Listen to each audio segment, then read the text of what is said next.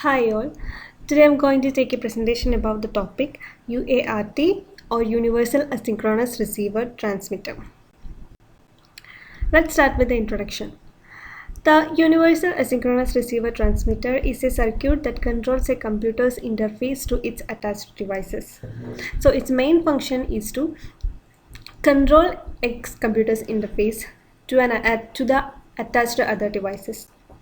It also provides the computer interfaces so that the computer can exchange data with devices. The UART receives or sends data to the microprocessor or microcontroller through data bus. So the main function of the UART is to receive or send data to the computer's interfaces. So it's done through data bus. The data received by the UART is parallel data bits, and the UART converts it into several data for transmission. So the parallel data bits are converted to serial data for further transmissions. Next is serial communication. There are two types of serial communication, which are synchronous and asynchronous communication. In UART, asynchronous mode of communication is used. In UART communication, two UARTs communicate directly with each other. So in UART communication, there are two UARTs are used which are directly communicates with each other. And the transmitting UART converts the parallel data from the controlling device like a CPU into serial form and transmits it in serial to the receiving UART, which then converts the serial data back to parallel data for the receiving devices.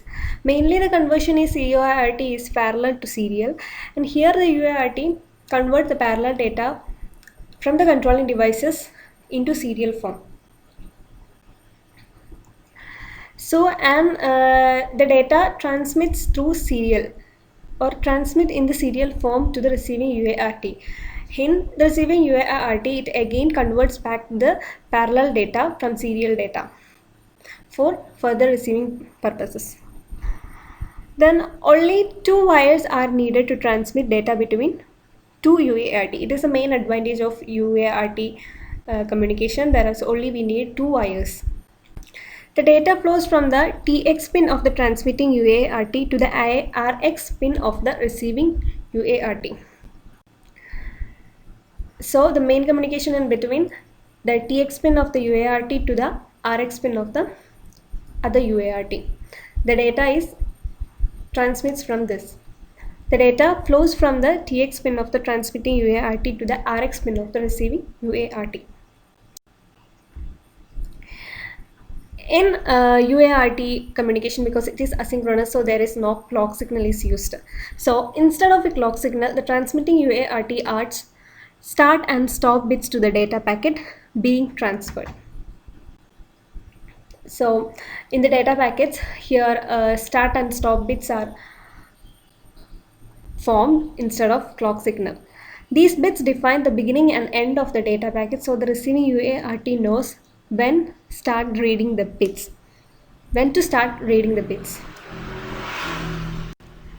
Baud rate. When the receiving UART detects a start bit, it starts to read the incoming bits at a specific frequency known as baud rate.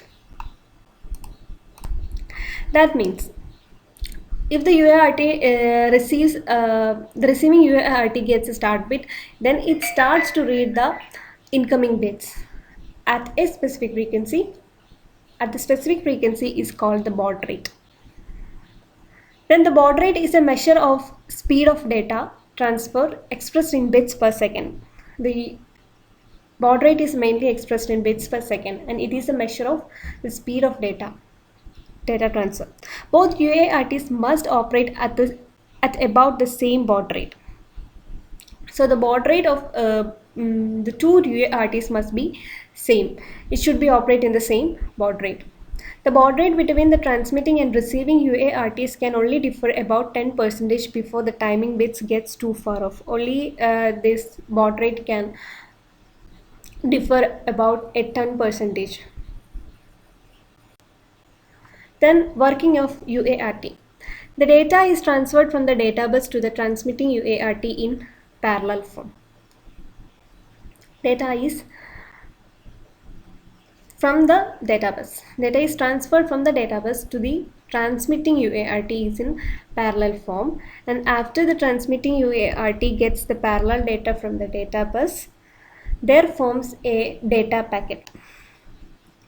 When the transmitting UART it gets the parallel data, there forms a data packet, and each data packet contains of one start bit, 5 to 9 data bits, and an optional parity bit, 0 to 1 parity bits, and 1 to 1 or 1 to 2 stop bits. It should be contained in the data packet. The start bits makes the beginning of the data packet transmission. So the data packet transmission begins with start bit, and the start bit is mainly indicated by low voltage. When a high to low stage comes, it means that the UART is at the receiver becomes ready to accept the data. So it means the transmission begins. So the UART at the receiver have to ready to accept the data. Next is data frame. The data frame contains the actual data being transferred. It can be 5 to 8 bits long if a parity bit is used. If no parity bit is used, the data frame can be 9 bits long. So in a data frame, it contains the actual data. So that it contains the actual data of being transformed, and it's contain 5 bits to up 8 bits if a parity bit is used. Then if there is no parity bit is used, the data frame is 9 bits long. Next is the parity bit. The parity bit is a way for receiving UART to tell if any data has changed during transmission. So the main function of the parity bit is to tell the any data has changed during the transmission. Stop bit. To signal end of the data packet, the sending UART drives the data transmission line from low voltage to high voltage for at least 2-bit duration. Earlier we say that the start bit which begins the transmission. In start bit, it begins the transmission from high voltage to low voltage. But here in stop bit, the UART drives the data transmission line from low voltage to high voltage for at least 2-bit durations. So the main point of the stop bit is from the low voltage to high voltage. Then let's start with the steps of UART transmission. First one, the transmitting UART receives in parallel parallel from the data bus. So the data is parallel. We get parallel data from the data bus. Then the transmitting UART receives parallel data. Second one, the transmitting UART adds start bit, parity bit, and stop bits to the data frame. In transmitting UART, there contain the data packet which contains start bit, parity bit, and stop bits. So the transmitting UART adds the start bit, parity bit, and stop bit to the data frame in the second step. 3. The entire packet is sent serially from the transmitting UART to the receiving UART. The receiving UART samples the data line at the pre-configured baud rate. Okay, then we discussed about it that the UART, here the parallel data is transferred to serial data. So here the entire packet is sent serially from the transmitting UART to the receiving UART. Receiving UART gets a serial data from the transmitting UART at a pre-configured baud rate. So the baud rate should be similar in between similar in transmitting UART and receiving UART. Next step is the receiving UART discards the start bit, parity bit, and stop bit from the data frame. Here The start bit, parity bit and stop bits are discards from the receiving UART from the data frame.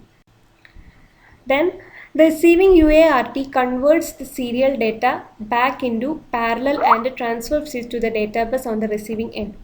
The data bus should get a parallel data, so the receiving UART which having serial data, it converts into parallel and then transfers to the data bus at the receiving end. So parallel data gets parallel data. Then let's go through the advantages of universal asynchronous receiving transmit. First one, it only uses two wires. UART, there only two wires are used. Then no clock signal is necessary. So in UART it is asynchronous, so there is no clock signal is necessary. It has a parity bit to allow for error checking. And it contains parity bits. It's better for error checking capability. And the structure of the data packet can be changed as long as both sides are set up for it. We can change the structure of the data packet.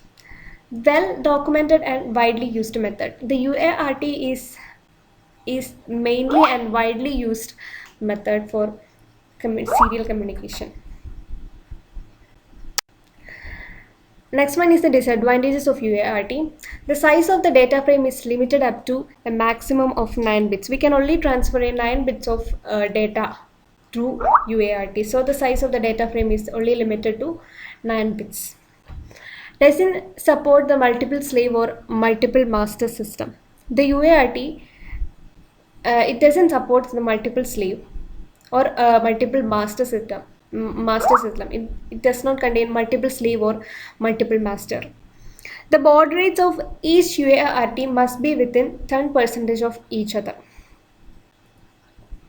The two UART which only contain the baud rates of each UART must be within 10% of each other. Thank you.